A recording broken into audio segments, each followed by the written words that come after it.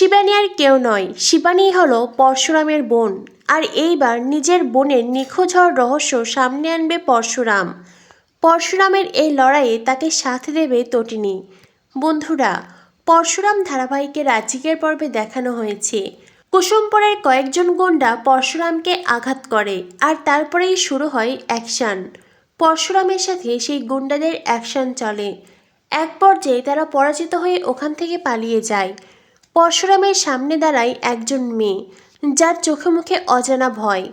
পরশুরাম মেয়েটিকে বলে, কে আপনি? মেয়েটি বলে, আমি নন্দা। পরশুরামের মনে সন্দেহ জাগে, তবে কি এই রহস্যময়ী মেয়েটি সেই চিঠি লিখেছিল? পরশুরাম তখন নিজের পকেট থেকে সেই চিঠি বের করে।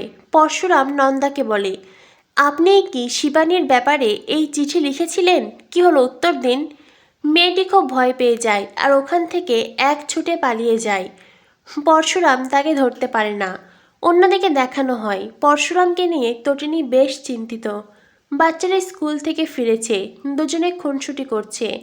তটিনী বলে, কোনো কথা নয়, যাও চেঞ্জ করে এসো, তোমাদের ভালো দেওয়ার বাড়িতে নিয়ে যাব। লাট্টু পিকো চেঞ্জ করতে যায়। অন্যদিকে তটিনীর মা তটিনীকে কল করে। তটিনীর মাকে বলে, ভাবছিলাম তোমাদের বাড়িতে যাব, লাট্টু পিকোকে তোমার কাছে রেখে আমি একটা জায়গায় যাব। তটিনীর মা বলে, কোথায় যাবি? তোর সাথে আমার কিছু কথা ছিল। তটিনী বলে, মা তোমার সব কথা শুনবো, তবে এখন নয়, ফিরে এসে। তটিনীর মা বলে, আর জামাই সেই বা কোথায়? তটিনী বলে, তোমার জামাই খুব বিপদে আছে মা, আর সেজন্যই আমাকে যেতে হবে। তটিনীর মা বলে, বিপদ? কিসের বিপদ? তটিনী বলে, মা সব কথা সবসময় বলা সম্ভব হয় না, তোমাকে ফিরে এসে সবটা বলবো। তটিনীর মা বলে, নন্দিনী আর জিৎ তোর বাবার সাথে বড্ড অশান্তি করছে। তটিনী বলে, তুমি তোমার মেয়েকে বলে দিও, 3 দিন সময় দিলাম, যদি সব প্রমাণ আমার হাতে না দেয় তো এইবার ও উপযুক্ত শাস্তি পাবে, ওকে আমি দেখিয়ে দেব। তখনই তটিনীর মা বলে, আমি তো বুঝতেই পারছি না কোথা থেকে কি ঘটে গেল। তটিনী বলে, যদি কেউ অন্যায় করে তাকে তো অন্যায়ের ফল ভোগ করতেই হবে মা, সে যেই হোক না কেন। আমার দিদি যদি ভুলে যায় আমি ওর বোন, তো আমিও ভুলে যাব ও আমার দিদি। ঠিক আছে মা, এখন আমি রাখছি। এই বলে তটিনী কল কেটে দেয়। তটিনীর মা আবারও ড্রয়িং রুমে আসে। জিৎ মুখার্জি বলে, কি বলল তটিনী? তটিনীর মা বলে, ওই বাড়িতে আসছে।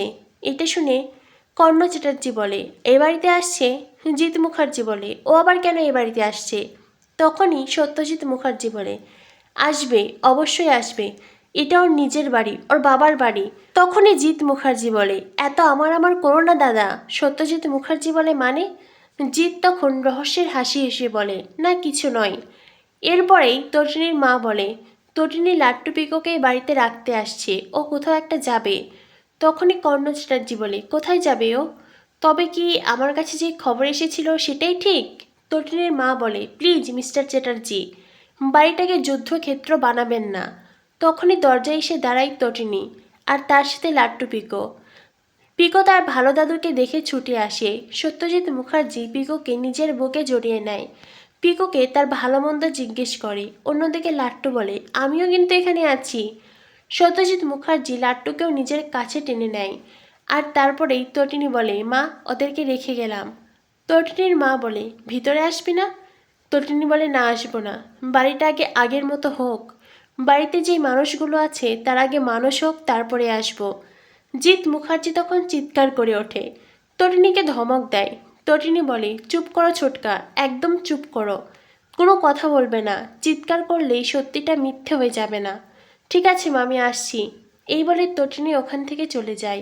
অন্যদিকে লাট্টু পিকো সত্যজিৎ মুখার্জিকে বলে, দাদু তুমি আমাদের সাথে খেলবে, নতুন একটা খেলা শিখেছি। সত্যজিৎ মুখার্জি বলে, হ্যাঁ তো খেলবো তো। এরপরে সত্যজিৎ মুখার্জি লাট্টু পিকোকে নিয়ে ওখান থেকে চলে যায়। আর তটিনীর মা যায় লাট্টু পিকোর জন্য শরবত বানাতে। অন্যদিকে জিৎ মুখার্জি কর্ণ চ্যাটার্জির দিকে তাকায়। দুজনেই চোখেই রহস্য। তটিনী কোথায় যাচ্ছে সেই নিয়ে দুজনেই চিন্তিত। এরপর দেখানো হয় সন্ধে নেমেছে, গ্রামীণ পরিবেশ আরও নিস্তব্ধ। শিলনোড়ায় মশলা বাড়ছে নন্দা। অন্যদিকে উঠোনে এসে দাঁড়ায় শিবপ্রসাদ গাঙ্গুলি ওরফে পরশুরাম। নন্দা বেশ ভয় পেয়ে যায়, ওখান থেকে পালিয়ে যেতে চায়। পরশুরাম বলে, দাঁড়ান, কোথাও যাবেন না, আমি আপনাকে যে প্রশ্ন করছি তার উত্তর দিন। এই চিঠি কি আপনি লিখেছিলেন? আপনি কি জানেন শিবানী সম্পর্কে? কি হলো উত্তর দিন। নন্দা পরশুরামকে ইগনোর করতে চায়, কিন্তু পরশুরাম ছেড়ে দেবার পাত্র নয়। তার মনে যখন একবার সংশয় জেগেছে, তার মনে যখন একবার প্রশ্ন জেগেছে, সে তো সেই প্রশ্নের উত্তর নিয়েই ছাড়বে। পরশুরাম বারবার করে নন্দাকে ফোর্স করতে থাকে, বারবার করে জানতে চায় এই চিঠি কি আপনি লিখেছেন কিনা। নন্দা অস্বীকার করে, তবুও পরশুরামের মনের সন্দেহ কাটে না। পরশুরাম তার ব্যাগ থেকে খাতা আর কলম বের করে। এরপরে নন্দাকে দিয়ে বলে, এখানে লিখুন, এই চিঠিতে যা যা লেখা আছে সবটা লিখবেন।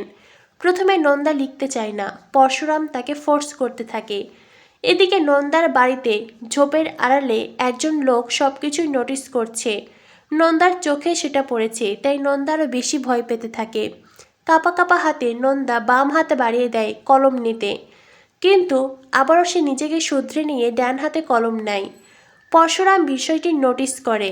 নন্দা হুবহু সেই চিঠির মতো লিখতে থাকে, আর তারপরেই তার লেখা যখন পরশুরামকে দেয়, তখনই পরশুরাম দেখতে পায় নন্দার আর সেই চিঠির হাতের লেখা এক নয়। পরশুরাম ওখান থেকে চলে যায়, আর ঝোপের আড়ালে লুকিয়ে থাকা সেই লোকটিও ওখান থেকে চলে যায়।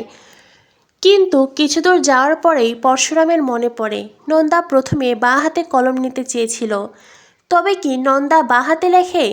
এবার কি তবে কৌশল করে সে ডান হাতে লিখল, যাতে চিঠির সাথে তার হাতের লেখা না মিলে? পরশুরাম আবারও নন্দার বাড়িতে ফিরে আসে। এদিকে নন্দা তখন কাউকে একজনকে কল করছিল। পরশুরাম নন্দাকে বলে, কাকে কল করছেন? আর নন্দা ভয় পেয়ে যায়। নন্দার হাত থেকে ফোন পড়ে যায়। পরশুরাম বলে, কি হলো বললেন না যে? নন্দা তখন পরশুরামের কাছে জানতে চায়, শিবানী আপনার কে হয়? পরশুরাম বলে, শিবানী আমার বোন। যেটা শুনে নন্দা অবাক হয়ে যায়। আগামী পর্বে দেখানো হবে তটিনী কুসুমপুরের উদ্দেশ্যে বেরিয়েছে। তটিনী পরশুরামকে কল করে আর তার আসার খবর দেয়।